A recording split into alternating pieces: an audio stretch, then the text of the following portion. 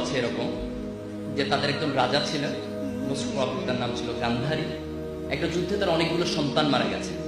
তো সে ঈশ্বরকে প্রশ্ন করলো যে, ঈশ্বর, তুমি আমাকে এত বড় পানিশমেন্ট কেন দিলা যে আমার সব সন্তান একটা যুদ্ধে মারা গেল? আমি তো এরকম কোনো অন্যায় করি নাই। আমার যতটুকু মনে পড়ে আমি আমার জীবনে যাতে কোনো সিন, কোনো ক্রাইম আমি করিনি। ঈশ্বর তাকে বলতেছেন যে তুমি ছোটবেলায় যখন খেলাধুলা করতেছিলে, তোর একদিন খেলার ছলে কিছু প্রজাপতি মেরেছে, প্রজাপতি মেরে তুমি তোমার গলায় মালা বানিয়েছে। বলছে ওই প্রজাপতি মারার পানিশমেন্ট হিসেবে আমি তোমার সন্তানকে এই যুদ্ধ হত্যা করেছি। সে বলছে আমি তো এটা খেলার ছলে করেছি। ঈশ্বর বলতেছে আমিও এটা খেলার ছলে করেছি। This important.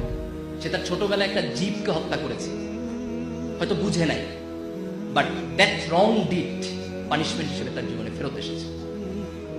বুখারী শরীফে একটা হাদিস আছে যে প্রাচীন আমলের একজন মহিলা ছিলেন, তিনি খুব খারাপ মহিলা ছিলেন।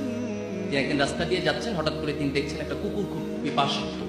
খুব দয়া হলো কুকুরটা দেখে, এবং তিনি একটা কুয়া থেকে পানি তুলে নিয়ে এসে সেই কুকুরটাকে খাওয়ালেন। এবং আল্লাহ রাসূল সে হাদিসে কোট করছেন যে এই যে একটা তৃষ্ণার্ত জীবের প্রতি তার অন্তরে কিছুটা দয়া সৃষ্টি হয়েছে, সেটার কারণে খোদা তার পুরাতন জীবনের সকল গুনাহকে মাফ করে দিয়েছেন।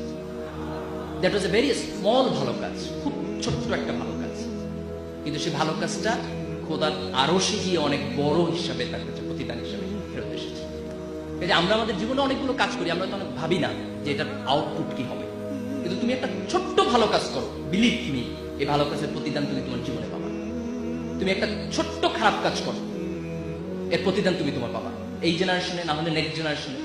কোরআনের একটা ঘটনা এরকম আছে যে মুসা আলাইহিস সালাম যখন খিজির আলাইহিস সালামের সাথে যাচ্ছেন, তখন খিজির আলাইহিস সালাম অনেকগুলো কাজ করেছেন যেগুলোর এক্সপ্লানেশন তিনি বোঝেন নাই, পরে দিয়েছেন। তার মধ্যে একটা কাজ ছিল যে একটা নগরে গিয়ে ওই নগরের মানুষরা তার সাথে দুর্ব্যবহার করেছে, কিন্তু কোনায় তিনি একটা প্রাচীর তুলে দিয়েছেন। তারপরে যখন মুসা আলাইহিস সালাম এক্সপ্লানেশন দিচ্ছে, তখন বলতেছে যে এই প্রাচীরের নিচে কিছুটা গুপ্তধন ছিল, এবং সেই গুপ্তধন হচ্ছে এমন দুটো নাবালক সন্তানের যার বাবা সৎ মানুষ ছিলেন।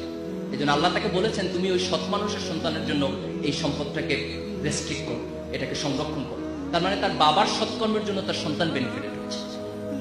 তুমি তোমার ভালো কাজের রিওয়ার্ড যেমন পাবা, তোমার খারাপ কাজের পানিশমেন্ট হবে। এটা হয় ফার্স্ট জেনারেশনে, না হয় সেকেন্ড জেনারেশনে, না হয় থার্ড জেনারেশনে। এটা যে সবসময় মরণের পরে হবে দ্যাট ইজ নট ইম্পর্টেন্ট। মরণের পর তো হবেই, সেটি পৃথিবীতেও হবে। কিন্তু এই মানুষের জীবন যখন এই ধর্মবোধের জায়গা থেকে, অ্যাকাউন্টেবিলিটির জায়গা থেকে সরে যায়, তখন মানুষের মধ্যে কোনো নৈতিকতা থাকবে না, মানুষের মধ্যে কোনো বোধ থাকবে না, মানুষ বেপরোয়া হয়ে উঠবে।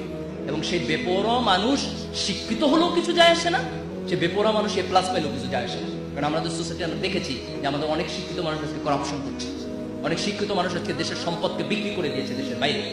এই যে দিস ইজ ইম্পর্টেন্ট যে আমরা গ্লোবালাইজেশনের যুগে আমাদের কোয়ালিটি ডেভেলপ করার পাশাপাশি এই অ্যাকাউন্টেবিলিটির জায়গা থেকে মানুষের প্রতি ভালোবাসা, জীবনের প্রতি ভালোবাসা, জীবের প্রতি ভালোবাসা, এক ধরনের নৈতিকতা বোধ, এক ধরনের ধর্মবোধ, যে কোনো ধর্ম, ফেইথ বেস অ্যাপ্রোচ। তুমি ঈশ্বরকে বিশ্বাস করো, আল্লাহকে বিশ্বাস করো, গডে বিশ্বাস করো, does not matter, but you must believe, you must practice whatever your religion is. You must have the sense of the accountability, যে ভালো কাজ করলে এটা একটা ভালো কিছু পাবা, তোমাকে এটা এনকারেজ করবে। একটা খারাপ কাজ করলে তোমার পানিশমেন্ট হবে, ভয় তোমার মধ্যে থাকতে হবে। এই